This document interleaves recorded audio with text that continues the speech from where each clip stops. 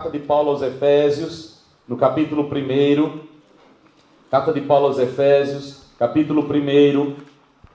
Deixa aberta sobre o seu colo, ou ligada, né? Porque hoje, além de abrir, a gente também liga a Bíblia, né? Efésios, capítulo 1. Como Deus tem nos ensinado nesse estudo, queridos. Como Deus tem nos ensinado. Falamos a respeito do propósito pelo qual o apóstolo escreveu a carta. Falamos que do versículo 3 até o versículo 14, Paulo, em uma única declaração, exalta a obra da redenção e traz o papel do Pai, o papel do Filho e o papel do Espírito Santo na obra da redenção. O Pai nos predestinou. Amém, igreja amada? A igreja é predestinada. A igreja tem um destino previamente estabelecido. Você não é um acidente. Você faz parte de um plano do Deus Todo-Poderoso. Tem uns que não disseram nem um amém. Ele nem se sente desse jeito. Você não é um acidente. Você faz parte de um plano do Deus Todo-Poderoso, querido. Isso é maravilhoso demais. Saber que nós temos um destino pré-estabelecido desde a eternidade. Antes que os fundamentos da terra fossem lançados, Deus estabeleceu o destino da igreja. A predestinação, eu não creio em uma predestinação individual, mas eu creio na predestinação da igreja. Eu creio, é bíblico, está aqui. A igreja, nós somos predestinados nele. Mas o Filho tem um papel importante na redenção. O Filho tem um papel essencial na redenção. Nós vimos a semana passada, nós começamos a falar a respeito do papel do Filho, e a primeira coisa que nós declaramos a semana passada é que Jesus nos redimiu na cruz do Calvário. E essa é uma doutrina que precisa estar na nossa mente e no nosso coração. Nós fomos redimidos pelo sacrifício da cruz de Jesus Cristo. Falamos que nesta cruz tudo morre. A cruz revela a nossa impotência. A cruz nivela todos os homens. Diante da cruz não há homem, não há mulher, não há rico, não há pobre, não há feio, não há bonito. Diante da cruz, todos são culpados pelo pecado de Adão. Todos pecaram. A Bíblia diz que todos pecaram. Igualmente necessitam da bênção da salvação, porque foram destituídos da glória do Deus Todo-Poderoso. Todos pecaram. Mas, queridos, esta cruz não apenas revela que todos nós pecamos, mas ela revela que nela um morreu por todos, logo todos morreram, e o salário do pecado já foi pago na cruz do Calvário. Na cruz nós somos condenados. A cruz é o tribunal do juízo de um crente. Nós não entraremos em juízo, porque a cruz foi o tribunal onde nós fomos sentenciados. E a sentença sobre nós foi esta: você pecou, você é culpado, você é condenado, você deve ir para o inferno. Essa é a condenação, e ela veio sobre todos. O salário do pecado é a morte. Esta é a nossa dívida. Mas Deus amou o mundo de tal maneira que deu o seu Filho unigênito, para que todo aquele que nele crê não pereça, mas tenha a vida eterna. E ele deu na cruz. Foi na cruz que ele se entregou para nos salvar. De maneira que ele nos redimiu, ele nos comprou, ele pagou o preço que foi estabelecido por causa do nosso pecado, mas ao nos comprar, ele nos tornou livres. Se o Filho vos libertar, verdadeiramente sereis livres. Mas uma vez libertos pelo sacrifício de Jesus, nós decidimos servir a Ele todos os dias da nossa vida. Foi assim com você? E hoje eu quero começar, e esta mesa, ela é o ambiente propício para nós falarmos a respeito de outro aspecto do papel do Filho na obra da redenção. Ele nos perdoou. Vou dizer outra vez para você dizer um amém, botar um sorriso nos lábios. Vocês estão com umas caras que eu devo tirar mais foto aqui para mostrar as caras que vocês estão. Ele me perdoou. Amém. Tu sabia que se ele não tivesse te perdoado, tu estava frito? Isso para não dizer uma palavra feia que não pode. Ele nos perdoou na cruz do Calvário pelo seu sangue derramado, igreja. Nós temos que nos libertar deste evangelho horroroso, onde perdão não vale nada. Há um tempo atrás, eu estava ouvindo um culto desses que dá bastante testemunho, e o pastor chamando o povo para testemunhar, e todo mundo testemunhando, Deus me deu uma casa, Deus me deu um emprego, Deus me deu não sei o quê. Aí veio a irmãzinha, uma irmãzinha. O pastor disse, conte a bênção, minha irmã. A irmã disse, pastor, eu sou crente há muito tempo, mas meu marido era duro. E eu entrei num propósito de oração. Pastor, meu marido aceitou Jesus como o Senhor da sua vida. Aí o pastor olhou para ele e disse assim, que bênção, minha irmã, agora conte a bênção. Porque o conceito de bênção que tem por aí é casa, é carro, é vida boa. A maior bênção que você tem é que o seu nome está escrito no livro da vida, meu querido. Não existe notícia melhor do que saber que Ele perdoou os nossos pecados na cruz do Calvário. Ele nos perdoou. E o que é que significa perdoar? O verbo aqui, para perdão, é levar embora. Ele pegou o nosso pecado e levou até a cruz do Calvário. E na cruz do Calvário, Ele destruiu o pecado que pesava sobre a nossa vida. Diga glória a Deus por isso. Dê uma cutucada no seu vizinho e diga, Ele já te perdoou na cruz do Calvário. Aleluia! No capítulo 1 de Efésios, no versículo 7, Efésios capítulo 1, no versículo 7, diz assim a palavra, nele temos redenção pelo seu sangue, a remissão dos pecados. A remissão dos pecados. O sangue de Jesus Cristo foi o preço que Deus pagou para redimir-nos dos nossos pecados na cruz do Calvário. Nenhuma condenação há para aqueles que estão em Cristo Jesus. O pecado não tem mais domínio sobre nós. O pecado não tem domínio sobre você. Amém, igreja amada? A lei do pecado e da morte não tem mais domínio sobre ninguém. E o que é bonito nisso é que não importa qual seja o nível de pecado que você viveu, no dia que você conhece a Jesus, pelo poder do sangue de Jesus, você é livre de toda prisão de pecado. Que coisa linda! Que o mundo nunca vai entender. O mundo nunca vai entender isso.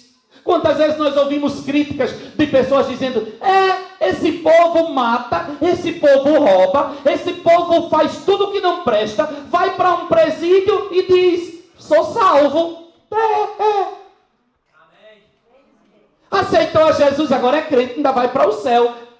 Pois eu quero lhe dizer, esta é a mensagem de Jesus Cristo de Nazaré. Onde abundou o pecado, superabundou a graça de Deus. Isso é maravilhoso. Porque o salário do pecado é a morte. Ele morreu no nosso lugar e nos oferece gratuitamente o perdão por todos os nossos pecados. Ele nos perdoou. Queridos, eu digo e vou repetir isso, vocês vão me ouvir dizer isso milhares de vezes. Ninguém vai para o inferno por causa do pecado. O pecado não tem poder de mandar ninguém para o inferno. Já teve, hoje não. Por que não tem poder? Se eu disser que uma pessoa vai para o inferno por causa do pecado, eu estou dizendo que não há solução para o pecado. O homem irá para o inferno, ou melhor, dele não sairá, porque ninguém vai para o inferno, todos já nascemos nele. Em pecado eu nasci, em pecado me concebeu minha mãe. Ai, Deus é amor, Deus vai mandar alguém para o inferno? Eu não posso mandar você para um lugar que você já nasceu nele. Deus não vai mandar ninguém para o inferno. Deus não vai prover nenhum recurso para mandar ninguém para o inferno. O recurso de Deus é para tirar você do inferno.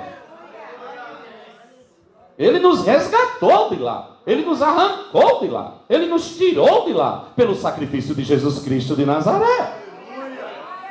E por que muitos não saem de lá? Porque não sabem que a porta já foi aberta. É por isso que a Bíblia diz, como eles vão crer, se não ouvirem? Como ouvirão, se não há quem pregue? O que é pregar? O que é que nós pregamos? Jesus disse, ide por todo mundo e pregai o Evangelho. O que é o Evangelho? O Evangelho não é uma fórmula mágica que faz coisas acontecer na vida das pessoas. O Evangelho é tão somente a proclamação de que você não precisa mais servir ao diabo, porque faz 2000 anos que você foi perdoado por Jesus Cristo na cruz do Calvário. O Evangelho é uma proclamação, não uma invenção. O Evangelho anuncia o que já foi feito. Ele não fabrica coisas. O evangelho não é alquimia. Eu não estou aqui para inventar. Eu não estou aqui para chantagear Deus para Ele produzir nada para você.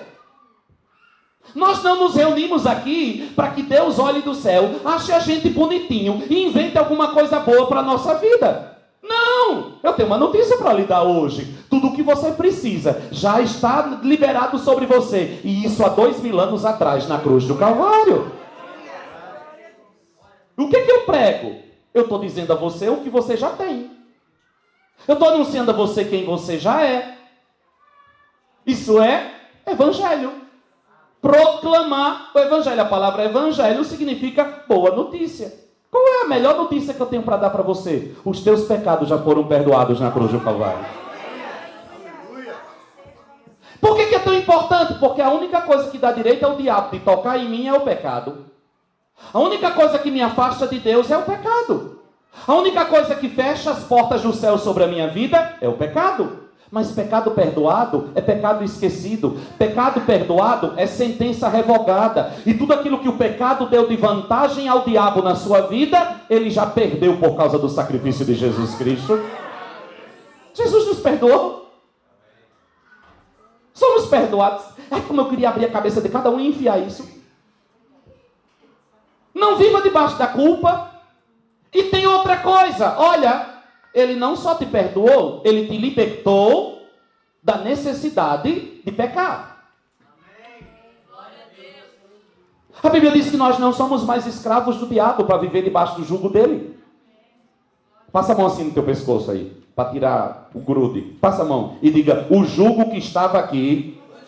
Não, mas diga isso com a boca cheia, diga, o jugo que estava aqui, Ele quebrou na cruz do Calvário. Eu vou trocar por esse aqui também. Ah não, esse não, era o outro. Ah, vai esse aqui. O outro preto. Cadê aquele? É tanto do microfone que eu não sei qual é. Cadê aquele que é melhor? Porque esse aqui de vez em quando está falhando aqui. O sem fio. Eu gosto é do tempo de antiga. Que eu pegava uma caixa de som, botava na feira, subia numa caixa de tomate e arrochava o grito dizendo, Jesus Cristo é o Senhor, se arrependa. Glória a Deus! Me dê volume nisso aqui. Bota para cá. Ele nos perdoou. E este perdão me liberta. Diga, o perdão me liberta. Diga outra vez. Diga para o seu vizinho, diga, o perdão te liberta, meu irmão.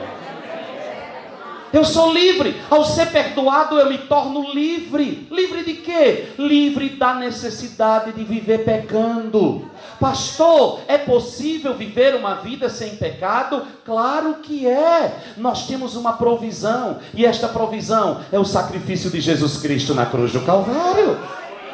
É que nós aprendemos o hábito de pecar. Nós pecamos por hábito.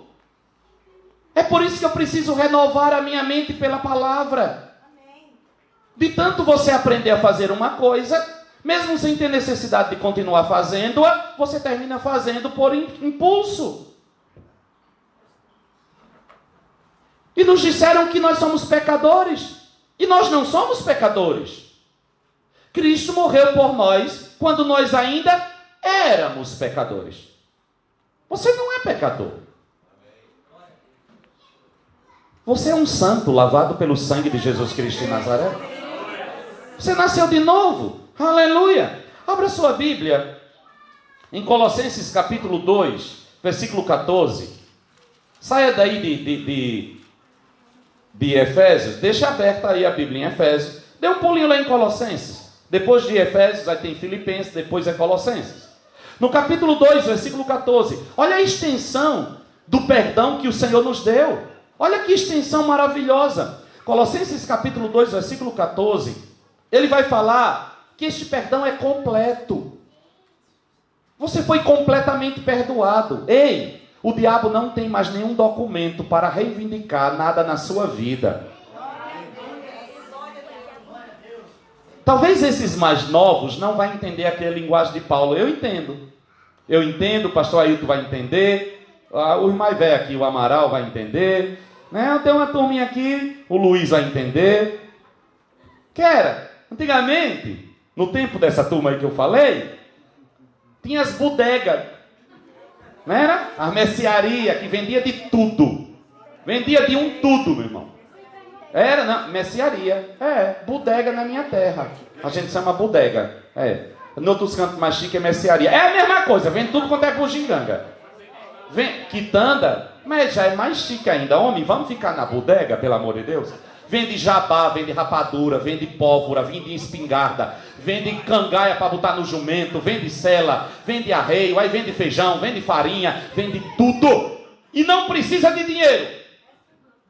É o caderninho do fiado. Não é não? Que toda casa tinha o caderninho do fiado, não é não? Era uma cadernetinha assim de arame, com um arame assim em cima e aquela cadernetinha. Aí você levava e você dizia: seu Zé, mãe mandou buscar 1 quilo de farinha, anote aí. Não era? Aí ele anotava. E aquele escrito de dívida ia ficando. Quando chegava no final do mês, mãe ia lá para pagar a bodega. Satanás criou uma caderneta. Eu não sei se foi mãe que aprendeu com ele ou ele com mãe.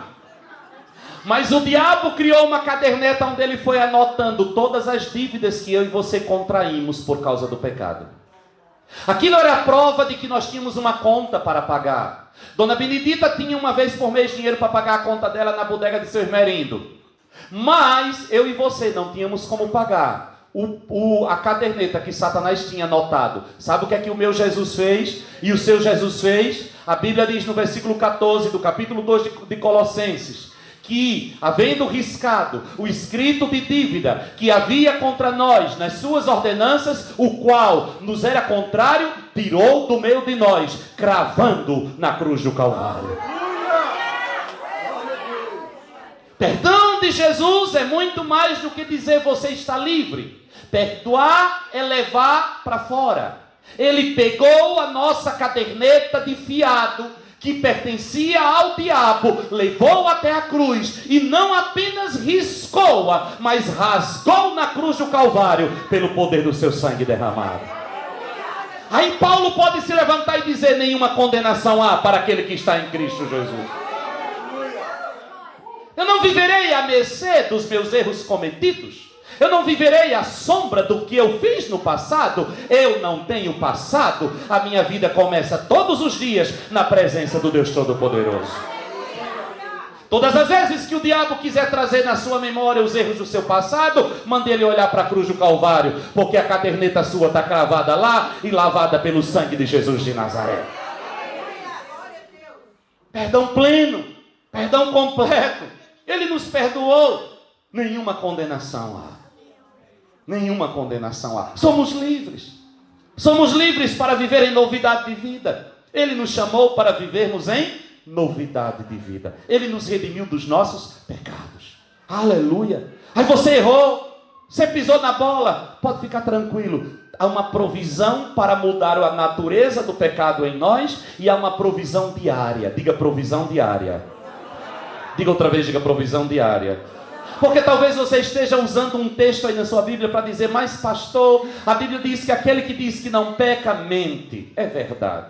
Até porque Tiago disse que se eu sei fazer o bem e não faço, eu peco. E como é que eu vou fazer? Filhinhos, eu vos escrevo para que não peque. Mas se você pecar, se porventura acontecer esse incidente na sua vida, você tem um advogado diante de Deus, Jesus Cristo justo. E se nós confessarmos os nossos pecados, Ele é fiel e justo para nos perdoar os pecados e nos purificar de toda a injustiça. De maneira que arrependimento deve ser uma dieta diária na vida de um discípulo de Jesus. Sonda o seu coração. Sonda-me, ó Deus. Vê se há em mim algum caminho mau. Guia-me pela vereda da justiça. Sonda-me. E ao sondar-me, não é para que venha culpa sobre mim. É para que eu corra para os pés do Senhor e diga: pequei. E ao dizer que eu pequei, feri a santidade do Senhor, o sangue de Jesus cai sobre mim e eu sou purificado imediatamente daquele pecado. Pastor, quanto tempo demora para que o perdão se manifeste na minha vida? É automático, é imediato. Pecado confessado é pecado perdoado, é instantâneo. E toda sentença que pesava sobre você é quebrada na mesma hora, em nome de Jesus. Eu gosto sempre de contar uma história de um irmãozinho que estava em jejum. E o bichinho, aqueles bem simplesinho, estava em jejum, esqueceu que estava em jejum. Dentro de casa andando, esqueceu. Passou na mesa, tinha uma concha de banana lá. Ele pegou uma banana, lepo, comeu. Esqueceu que estava em jejum. Comeu a banana. Aí foi para o culto. E estava se arrumando para ir para o culto, comeu a banana. Quando chegou no culto, no meio do culto, caiu uma pessoa endemoniada. E aquele irmão era um irmão de consagrado, um irmão de autoridade. Alguém disse, corre irmão, que alguém caiu endemoniado. Ele foi lá expulsar o demônio. Quando chegou lá, o demônio olhou para ele e disse assim, você que não aguentou nem ficar em jejum, comeu uma banana, eu vi. Ele disse, segura aí, Satanás. Fechou os olhos e disse assim, Senhor, eu não aguentei, esqueci, comi uma banana, me perdoa pela minha fraqueza, obrigado porque o perdão já foi liberado. Satanás, sai dele com banana e tudo, em nome de Jesus Cristo. Eu não sei se o diabo escorregou na banana, mas saiu que foi numa velocidade maior do mundo. Por quê? Na hora que o pecado é convencido, não é para que você fique paralisado por ele, é para que você confesse, receba o perdão e continue a sua jornada em nome de Jesus Cristo de Nazaré. Ah, pastor, eu estava servindo a Deus, mas eu pequei, aí caí, por isso que eu desviei. Que horror! Pecou, pequei, caiu. Levante-se e continue a sua jornada. Há uma provisão diária para a sua vida. E não aceite acusação. O passado não tem domínio sobre você. Pare de viver prisioneiro das mentiras do diabo. O diabo quer fazer você acreditar nas mentiras dele a seu respeito, porque você é aquilo que você acredita que você é. A arma de Satanás é a mentira. A Bíblia diz que ele é mentiroso e pai da mentira. E ele traz informações para você na primeira pessoa. Ele faz com que você repita o texto dele. Eu não posso, eu não consigo, eu não dou conta, eu sou assim mesmo, é o meu jeito, é o meu sangue. Eu não levo desaforo para casa. Você está sendo um papagaio de Satanás, porque você não é nada disso. Você é o que a Bíblia diz que você é, e você pode aquilo que a Bíblia diz que você pode. Se Deus me chama a santidade, eu posso ser santo. Se Deus me chama a conquista, eu posso conquistar. Aliás, eu posso todas as coisas naquele que me fortalece. Não repita mais o discurso do diabo. Mude a sua linguagem. Mude o seu vocabulário. Ah, pastor, eu tenho medo de fazer tal coisa porque eu fiz em 1915 e eu caí. E daí? E daí? Não é porque uma coisa não deu certo na sua vida em um tempo que você está fadado a carregar isso como um karma. Deus te chamou para viver em novidade de vida. Essa novidade de vida, irmãos, não é algo que acontece apenas no dia em que você aceitou Jesus, não. É todo dia. Todo dia. Você vai viver cada dia da sua vida como sendo o único dia que você tem para viver nesta terra. Você não vai viver o seu hoje à sombra do seu ontem. E nem o seu amanhã à sombra do seu hoje. Não se esqueça que meia-noite o relógio zerou. Zere você também. Em todas as áreas da sua vida, zere. Vira a página. Para de cavar defunto, velho. Quem anda comigo, tá aí o pastor Luiz que me conhece desde antes que existisse o céu e a terra. Antes que Abraão existisse, ele já era. Já apanhou muito na minha mão. E não parou de apanhar até hoje. Se tem uma coisa que me irrita, é quando alguém chega para mim, para desencavar defunto que já apodreceu. No dia que você trouxer um assunto para mim, que nós sentarmos e resolvermos, nunca mais toque neste assunto. Basta cada dia o seu próprio mal. Eu não dou conta nem do de hoje, vou buscar o de ontem. Eu estou tentando me livrar dos pecados cometidos hoje, eu vou atrás de pecado que eu cometi quando eu era menino. Que horror! Memória diabólica é essa? Quem está em Cristo é uma nova criação, as coisas velhas já passaram, eis que tudo se fez novo. Não compute os seus pecados e muito menos os pecados dos outros. Vou dizer outra vez. Não compute o seu pecado, muito menos o pecado dos outros. Se a sua cadernetinha de fiado foi rasgada, não vá buscar uma para você marcar os pecados de outras pessoas. Tem gente que sabe de cor e salteado os erros de todo mundo, mas não tem a menor consciência dos seus. Tem gente que passa a vida inteira orando para que fulano se arrependa, mas nunca se arrependeu dos seus pecados. A Bíblia diz que nós temos que vigiar. Não é a vida dos outros, é a sua. Quem é você? Eu recebo esse perdão para mim. E eu dou o direito do meu irmão também de receber esse perdão. Amém, igreja? A Bíblia tem que ser para mim um espelho. E num espelho eu vejo a mim, não vejo o outro. Não tem nada a ver com a vida de ninguém. Não sou juiz de ninguém. Não tenho necessidade de tecer comentários sobre a vida de ninguém. Ele rasgou o escrito de dívida que havia contra mim. Aleluia! O perdão é imerecido. Diga imerecido. Diga você não merece.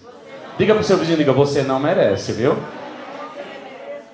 Tem outra coisa, ele é imediato. Eu já falei isso, ele é imediato. E tem mais, ele é completo. Pastor, Deus perdoa tudo? Deus perdoa tudo. Alguém me perguntou, acho que foi ontem, esses dias, alguém me pegou e perguntou assim, Pastor Orlando, quem pecou mais? Pedro ou Judas? Eu disse, nenhum. Os dois pecaram do mesmo jeito. O problema não é o que Pedro fez e o que Judas fez, é a atitude que eles tiveram depois com o pecado que eles cometeram. Um negou e o outro vendeu, pecou do mesmo jeito. Um se arrependeu, o outro se matou. Um confiou no braço perdoador do Senhor, o outro não conseguiu lidar com a culpa. Não olhou para Cristo. Pedro olhou para Jesus, Judas olhou para si mesmo. Quando eu olho para Cristo, eu sou transfigurado de um degrau de glória a outro degrau de glória. Quando eu olho para Cristo, eu vejo o meu pecado, mas eu vejo também o perdão que Ele me ofereceu. Quando eu olho para mim mesmo, eu vejo o meu código moral quebrado e eu não sei lidar com ele. Quando eu olho para mim mesmo, eu descubro que eu me autodecepcionei. Eu não sei lidar comigo mesmo. Foi isso que Judas fez. Judas não teve problema com o pecado em si, mas com a atitude que ele teve. Eu vendi sangue inocente. Foi essa a declaração dele. O problema sou eu. E Judas não soube lidar com ele. E ao não saber lidar com ele, ele matou quem lhe perturbava. Ele. O problema de Judas não era com Jesus. O problema de Judas era com ele. O problema de Pedro era com Jesus. Como Pedro tinha um problema com Jesus, ele foi até Jesus. Como Judas tinha um problema com ele mesmo, ele foi até ele mesmo e matou o problema dele, ele.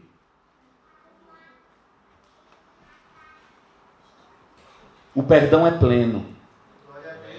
O perdão não tem limites. O perdão é total e absoluto. Não há um Deus que perdoa aquilo, mas não perdoa isso. Há um Deus que perdoa todos os nossos pecados. Isso é maravilhoso demais. Agora nós temos que aprender a conviver com esta realidade, igreja amada do Senhor. Porque na igreja de Jesus, todos nós somos perdoados por Jesus Cristo de Nazaré.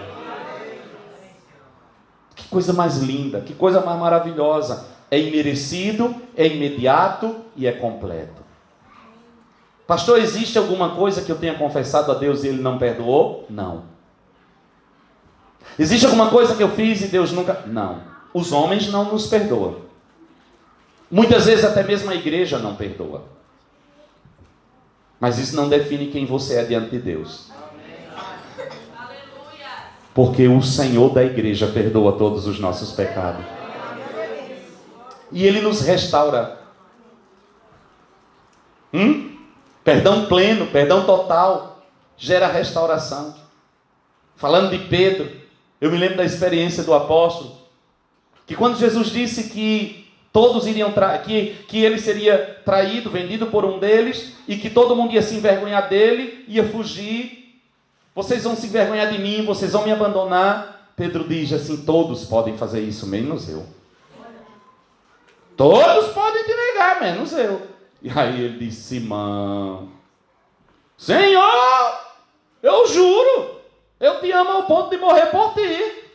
Aí ele disse: Simão, tu nem sabe o que acontece por trás dos bastidores. Tu nem sabe que Satanás pediu permissão a Deus para te cirandar. E eu que estou segurando as pontas do altar intercedendo por ti. Muda esse discurso triunfalista. E Pedro continua insistindo: morro por ti. Jesus nem deu conta mais. Disse: eu sei, esse amor todo. Quando Jesus é preso, Pedro vaza.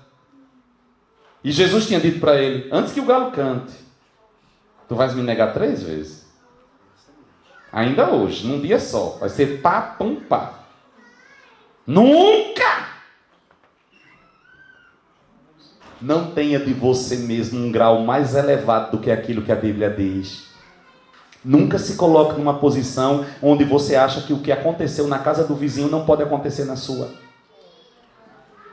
A Bíblia diz que aquele que pensa está em pé, veja para que não caia. Quando você vê a casa do vizinho pegando fogo, começa a jogar água no teto da sua, porque a sua casa é feita da mesma matéria daquela que está pegando fogo.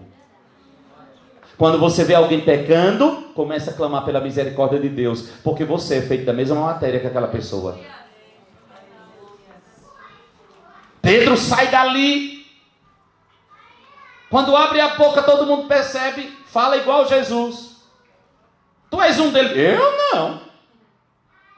Tinha um monte de gente se esquentando na beira de uma fogueira. Tu és um deles, eu te reconheço, tu andava com ele. Eu nunca vi aquele homem. E começa a dizer um monte de palavrão. Baixou o nível, xinga, esculhamba. Chama Jesus de filho de pi, não sei o que, pi. Era tanto pi no discurso de Pedro. 3 vezes negou Jesus. Jesus vai passando no pretório sendo preso. O olhar de Pedro cruza com o olhar de Jesus. E Pedro se acaba por dentro. Porque ele se lembra. Porque quando ele nega a 3ª vez, o galo canta. Ele diz: meu Deus. Diz a história que Pedro chorou tanto naquela noite, por ter negado a Jesus, que Pedro tinha 2 cicatrizes no rosto. A acidez das lágrimas queimaram o rosto de Pedro. Ele tinha 2 marcas no rosto, de tanto que ele chorava. Não sei se isso é verdade, mas diz a história. Mas Jesus não desistiu de Pedro. Porque tem uma coisa que eu quero dizer para você: o pecado afasta você de Deus, mas o pecado não afasta Deus de você. Uma das cenas mais lindas que eu vejo na Bíblia é quando Adão pecou e fugiu da presença de Deus, mas Deus não faltou ao encontro do homem que acabara de pecar. Pedro se auto-excluiu da comitiva de Jesus porque ele não concebia o perdão. Quando Jesus ressuscita, ele diz para Maria Madalena: vai, diz aos meus discípulos e a Pedro que eu vou ter com eles na Galileia. Por que este e a Pedro? Se Jesus tivesse mandado só o recado assim: vai, diz aos meus discípulos, Pedro não ia. Porque o pecado não faz com que o Senhor nos exclua, mas o pecado nos auto-exclui. E essa é a tática do diabo. Quantos de nós, ao cair, ao invés de correr para os braços do Senhor, nós fugimos de Deus, porque nós achamos que agora perdemos a chance. Isso é uma voz do diabo na sua vida. Querido, você pecou, há um Deus que perdoa todos os seus pecados. Pedro volta para sua antiga empresa de pesca. Vai pescar no mar da Galileia. Pedro era um empresário, tinha vários barcos a seu serviço. A maioria dos discípulos de Jesus eram empregados de Pedro. Pedro vai pescar, está pescando naquele belíssimo mar da Galileia, que no próximo ano nós vamos estar lá e você vai também, em nome de Jesus. Era para ter um amém coletivo. Você não quer ir para Israel, não? Quem quer ir, diga glória a Deus. Quando Pedro está pescando lá no mar, João estava no barco, os discípulos, Jesus lá na beira da praia dá um grito: amigos, tem algo para comer? Pedro grita: não, nada pegamos. Jesus diz: lança a rede do outro lado do barco. Que comando é esse? Jogaram. E a rede veio cheia de 152 grandes peixes. João dá um grito e diz: é o mestre. Pedro se enrola numa toalha porque estava nu pescando naquele calor de Torá. Se enrola, eu já vi a pessoa tirar a roupa para mergulhar, agora vestir a roupa para mergulhar eu nunca vi. Eu acho que Pedro estava tentando era se matar. Enquanto o barco está indo, Pedro diz, eu vou a nado. E Pedro vai. Quando chega lá, Jesus está sentado, já havia ressuscitado, aleluia. Veio restaurar Simão.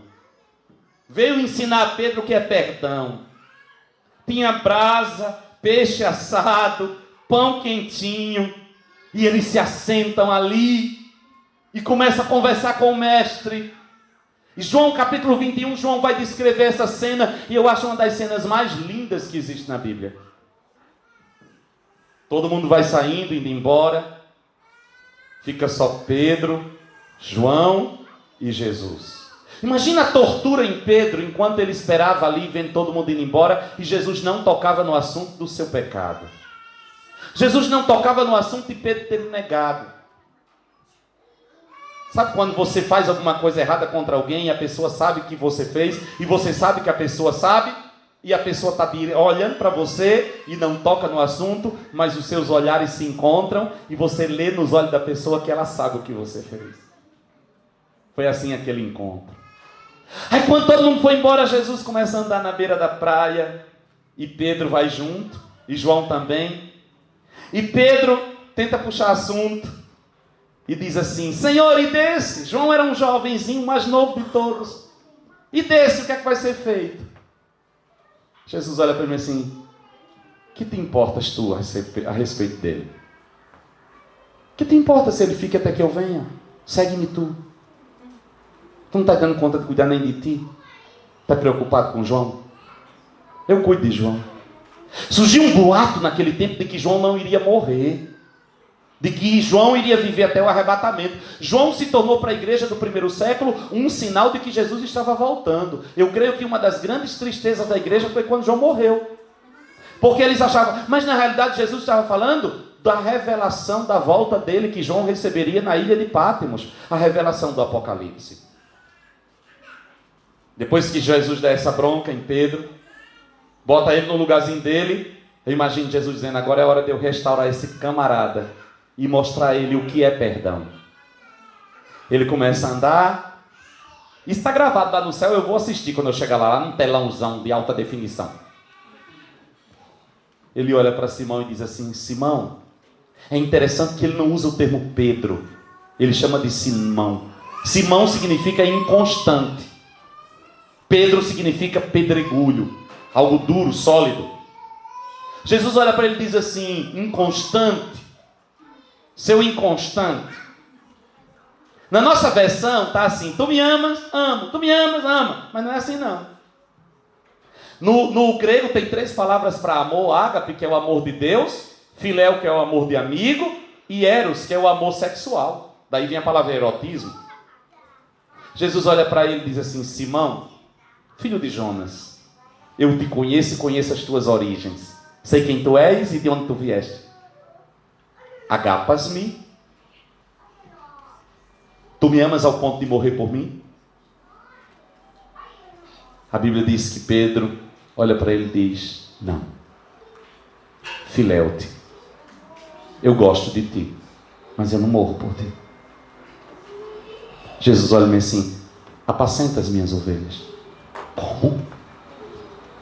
Eu pensei que para apacentar as tuas ovelhas tinha que ser um super-homem. Eles andam mais um pouco. Jesus olha de novo para mim assim, Simão, filho de Jonas, agapas-me? E ele diz, não. Só como amigo. Jesus usa ágape para perguntar. Pedro responde com filéu. Eu gosto de ti, em outras palavras. Ele diz, apacenta os meus cordeirinhos. Aí eles andam mais um pouco. Jesus olha e diz assim, Simão, filho de Jonas, filéias-me, ao menos como amigo. Simão olha para ele assim, triste. Diz a Bíblia que Simão se entristeceu, porque Jesus já não usa mais a palavra ágape, mas ele usa a palavra filéu. Simão olha para ele e diz assim, tu sabes todas as coisas. Tu sabes que eu só gosto de ti, mas eu não te amo.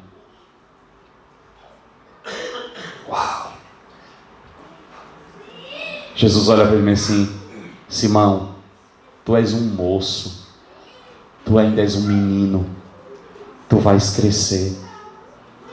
Hoje tu te cinges e tu vais para onde tu queres. Chegará um dia, Simão, na tua vida, em que outros vão te cingir, amarrar, e vão te levar para onde tu não queres, e tu irás. E o apóstolo João diz que Jesus estava falando da morte que Pedro ia ter. A Bíblia não fala da morte de Pedro, mas a história diz que quando Pedro foi ser morto pelo Império Romano, ele morreu crucificado. E quando chegou na hora da crucifixão, ele disse: eu tenho um último pedido a fazer. Me crucifiquem de cabeça para baixo, porque eu não sou digno de morrer na mesma posição que morreu o meu Salvador. Pedro cresceu. E aí Pedro, eu tenho certeza que naquela hora, ele olhou para o céu e disse: Jesus, sabe aquela pergunta que tu fizestes? Se eu te amo com amor ágape? Era verdade. Eu era um menino naquela época, mas eu cresci. Naquele tempo eu só gostava de ti, mas hoje eu posso levantar a minha voz e dizer: Jesus, agapos-te, sou capaz de dar a minha vida por ti, meu Senhor. Não importa o estágio em que você se encontra hoje, reconheça esse estágio e Deus levará você por caminhos em que você vai crescer dia após dia e você vai chegar aonde Deus deseja que você chegue. E aquilo que Deus te confia não é medido pelo teu grau de super-homem, mas pela tua capacidade de reconhecer quem tu és. Quando Pedro olhou para Jesus e disse: eu morro por ti, e Jesus sabia que ele não morria, sabe o que é que Jesus confiou a ele? Nada. Quando Pedro olhou para Jesus e foi sincero nos seus sentimentos e disse: eu não morro por ti, Jesus disse: cuide da minha igreja. O que me dá autoridade não é uma vida ilibada. O que me dá autoridade é o reconhecimento de quem eu sou e de quem Ele é, e de que nele eu tenho provisão para todas as coisas na minha vida. Perdão é pleno. Perdão é imerecido. Perdão é diário. Perdão é o que esta mesa aqui representa. Perdão é tudo o que eu preciso do Senhor. Amém, meus queridos? Amém. Se o Filho vos libertar, verdadeiramente sereis livres. Não há nada que Ele não possa fazer. Não há nada, absolutamente nada. Feche os seus olhos. Nós estamos hoje diante da mesa do Senhor, a mesa da aliança, e nada melhor do que perdão. Ele nos perdoou, Ele nos libertou, Ele nos redimiu, e hoje nós somos livres, livres, livres, livres, livres, livres. Nós recebemos o teu perdão pleno, Senhor Jesus. Nós recebemos este perdão que vai além da nossa compreensão. Nós recebemos este perdão que nos põe numa posição de autoridade diante de ti e que faz com que Satanás perca toda a autoridade sobre a nossa vida. Senhor, se há porventura no nosso meio alguém que ainda não provou este perdão, esta graça imerecida, revela-te a cada um neste lugar, Senhor. Rasga o véu, Senhor. Tira, Senhor, as escamas dos nossos olhos, para que nós possamos viver uma vida desfrutando deste perdão para sempre, Senhor. Em nome de Jesus. Em nome de Jesus. Amém. Amém. Amém mesmo, meu querido. Você pode dar um aplauso ao Senhor por Ele, a Ele, porque Ele é digno.